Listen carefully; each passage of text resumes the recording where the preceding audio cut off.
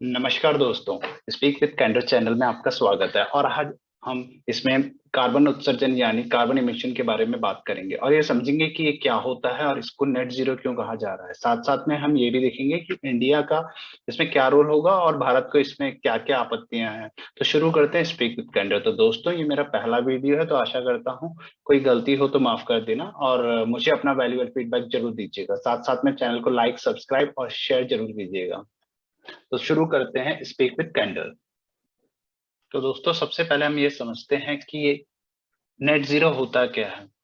Net zero का मतलब ये नहीं है कि कोई भी देश अपने द्वारा प्रोड्यूस किया हुआ कार्बन या ग्रीन हाउस गैसेस को जीरो कर दे। इसका मतलब ये है जो भी उस देश के द्वारा या उस देश की इंडस्ट्रीज के द्वारा जो भी ग्रीन हाउस गैसेस बनेंगी उसको वायुमंडल से वापस खींचा जाएगा, यानी वायुमंडल से उसे हटा दिया जाएगा। तो इस हटाने के लिए कार्बन कैप्चर या स्टोर करने के तरीकों का प्रयोग किया जा सकता है या किया जाए तो वो पॉसिबल है। दोस्तों, इसमें साथ साथ को आपको ये भी बताना चाहूंगा कि क्या आपको पता है कि देश और दुनिया दुनिया की जो 60% की एनर्जी है सिर्फ और सिर्फ इंडस्ट्रीज कैप्चर करती हैं, और उसके अवज में 89% ग्रीन हाउस गैसेस जो है हमको देती हैं। और साथ साथ में आपको यह भी बताना चाहूंगा कि 73% ग्रीन हाउस गैसेस सिर्फ और सिर्फ एनर्जी सेक्टर से आती हैं। बाकी जो इंडस्ट्रियल प्रोसेस जैसे केमिकल बनाने वाली फैक्ट्रियां, सीमेंट बनाने वाली फैक्ट्रियां, एग्रीकल्चर लैंड, फॉरेस्ट्री और इन सब से आती हैं। तो आपको पता है इनका क्या होता होगा जब ये निकलती हैं? तो ऑब्वियसली बात है, ये हमारे वायुमंडल में जाती हैं और ये एक हमारे लिए ग्रीन हाउस गैसेस का बहुत बड़ा एक गुब्बारा सा बनता जा रहा है। तो दोस्तों, ये आपके सामने जो है एक ग्लोबल ग्रीन हाउस गैसेस का इमिशन जो है हमने सेक्टर वाइज एक बार आपके सामने दिया है, जो अवर वर्ल्ड इन डेटा के सौजन्य से है। तो हम अब आगे बात करते हैं कि जब हम ये समझ गए कि कार्बन इमिशन क्या होता है और नेट जीरो क्या होता है, तो हम आगे बढ़ते हैं और समझते हैं कि भारत का इसमें क्या रोल है और भारत इसको कैसे देखता है। तो दोस्तों, सबसे पहले बताना चाहूंगा कि भारत की कुछ बड़ी फर्मों ने नेट जीरो के लक्ष्यों की घोषणा की है, क्योंकि वैश्विक स्तर पर कंपनियां अस्थायी निवेश पर स्विच करती है और ग्रीन हाउस उत्सर्जन को रोकने के लिए समान प्रतिबद्धताओं वाले आपूर्तिकर्ताओं की तलाश करती हैं। आपको यह भी बताना चाहूंगा दोस्तों कि मुकेश अंबानी की कंपनी डेल के दूरसंचार समूह रिलायंस इंडस्ट्रीज लिमिटेड ने कहा है कि 2035 तक शून्य कार्बन हो जाएगा। इट मीन कि नेट जीरो जीरो कर देंगे। निजी ऋणदाता कंपनी एक एचडीएफसी बैंक लिमिटेड ने जो है 2031-32 का लक्ष्य निर्धारित किया, जबकि टाटा कंसल्टेंसी लिमिटेड ने 2030 तक, Wipro, Infosys, Mahindra and Mahindra, JSW energy limited, यहाँ तक कि भारतीय रेलवे ने भी इस तरह की घोषणाएं की है। दोस्तों, यही नहीं, और ऐसी 56 कंपनियां हैं जिनमें जिनका लिंक जो है मैं आपको डिस्क्रिप्शन बॉक्स में एक्सेल में अटैच किया हुआ है, आप वहां से चेक कर सकते हैं उन 56 कंपनियों के नाम। साथ साथ में दोस्तों बताना चाहूंगा कि स्टैंडर्ड चार्टर्ड के अनुसार दुनिया को हर साल 274 मिलियन डॉलर के निर्यात का नुकसान होने का खतरा है अगर वो कार्बन उत्सर्जन को रोकने में विफल हो जाते हैं। तो दुनिया भर के नीति निर्माताओं की आम सहमति है कि नेट जीरो के लक्ष्यों को निर्धारित करना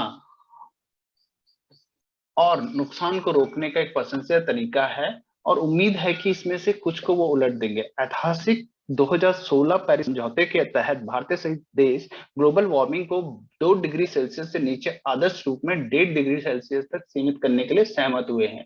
लगभग 100 वैज्ञानिकों की रिपोर्ट, जो मैं आपको डिस्क्रिप्शन बॉक्स में उसका लिंक दे दूंगा, आप वहां पे देख सकते हैं, में पाया गया है कि लक्ष्य को प्राप्त करने के लिए दुनिया को 2050 तक नेट जीरो यानी कार्बन उत्सर्जन पे काम करना होगा। वर्तमान प्रगति को देखते हुए जैसे कि इसकी संभावना नहीं के बराबर लगती है।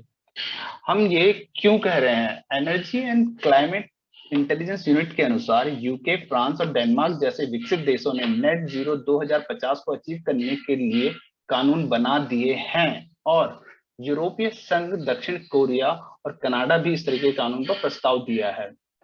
अमेरिका, जापान और जर्मनी से कानून बनाने पर विचार कर रहे हैं, परंतु भारत एक विकासशील देश है और इसकी कई महत्वाकांक्षी लक्ष्य हैं, और इसकी जितनी भी महत्वाकांक्षी लक्ष्य हैं वो सारे के सारे कोयले पर निर्भर है, जिससे सबसे ज्यादा ग्रीन हाउस गैसेस निकलती हैं।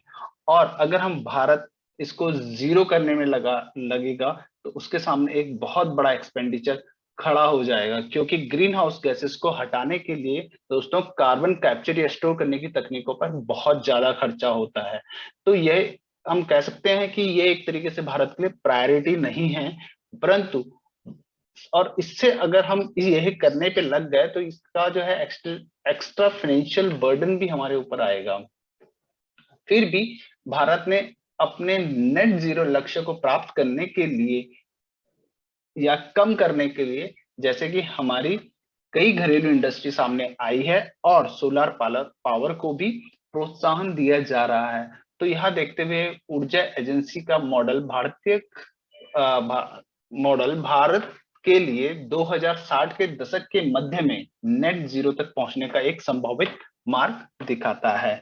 तो दोस्तों आपको बताना चाहूंगा कि मैं आपको लिंक नीचे डिस्क्रिप्शन बॉक्स में कुछ क्लाइमेट एक्शन ट्रैकर और आईपीसीसी जो स्पेशल रिपोर्ट की मैंने बात की है, जिसमें 100 वैज्ञानिकों ने अपनी रिपोर्ट दी है, उसका डिस्क्रिप्शन में लिंक दे दूंगा। और साथ साथ मैं बताना चाहूंगा कि जो 56 कंपनियों को मैंने बात की है जो हमारे ग्रीन हाउसेस को एमिशन करने के लिए काम कर रही हैं या प्रतिबद्ध हुई हैं, उनकी भी जो है आप देख पा रहे हैं कि यहाँ पे भी एक अटैचमेंट है, तो यही अटैचमेंट आपको डिस्क्रिप्शन बॉक्स में भी मिल जाएगी। तो गाइस, कार्बन न्यूट्रलिटी को हासिल करना भारत के लिए थोड़ा मुश्किल तो है ही है, और साथ में भारत यहाँ भी कह रहा है कि यहाँ एक बहुत अच्छा कदम है जो जिस पे काम करना चाहिए, बट अभी भारत की प्राथमिकताएं कुछ और हैं, और जो उन्होंने पहले से लक्ष्य निर्धारित किए हुए हैं तो पहले उनको प्राप्त करना है। तो दोस्तों यहाँ पे मैं अपनी जवान को लगाम देते हुए यहीं पर अपनी जवान को लगाम देते हुए आपको बस यही कहूंगा, अगर आपको ये वीडियो ज्यादा से ज्यादा शेयर करें और सब्सक्राइब करें स्पीक विद कैंडर को, और मुझे कमेंट बॉक्स में बताएं कि वीडियो आपको कैसा लगा। साथ साथ में दोस्तों अगली बार हम बात करेंगे कि इस कार्बन उत्सर्जन के बाद जो भी है इसको किस तरीके से कंट्रोल किया जाता है, उनकी तकनीकों के बारे में बात करेंगे। और साथ साथ में आपको बता दूं कि इस कार्बन को इकट्ठा करके हम डायमंड बनाने में भी यूज कर सकते हैं, हम अपने पेड़ों को बचा सकते हैं। जैसे कि अभी जो है आपको हाल में ही एक इंसिडेंट हुआ है मध्य प्रदेश में, वहां पे 5 लाख पेड़ों को काटने का ऑर्डर दिया गया ड्यू टू, क्योंकि वहां पे कोई कोयले की खदान मिली। तो इसके बारे में मैं एक विस्तृत वीडियो बनाऊंगा दोस्तों, तो उसके बाद ही हम इस पे आगे की बात करेंगे।